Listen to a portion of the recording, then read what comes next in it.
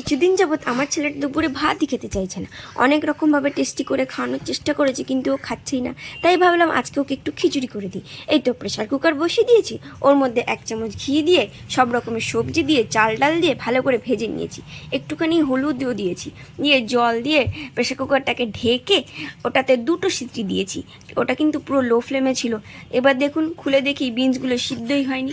আবার গ্যাসের উপরে চাপিয়ে একটু নুন দিয়ে ফুটিয়েছি, তাও বিনসগুলো সিদ্ধ হয়নি। থালায় নামিয়ে সবগুলোকে স্ম্যাশ করে নিয়েছি, নিয়ে তারপরে ছেলেকে খাইয়েছি। তো আপনারাই দেখুন ওর এক্সপ্রেশন।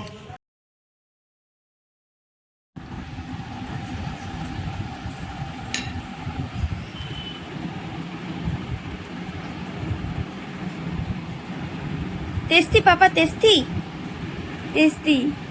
টেস্ট লেগেছে, টেস্ট লেগেছে। হাতে খা, হাতে খা। ভালো ভালো ভালো। বাহ, আমার পাপা ভালো লেগেছে।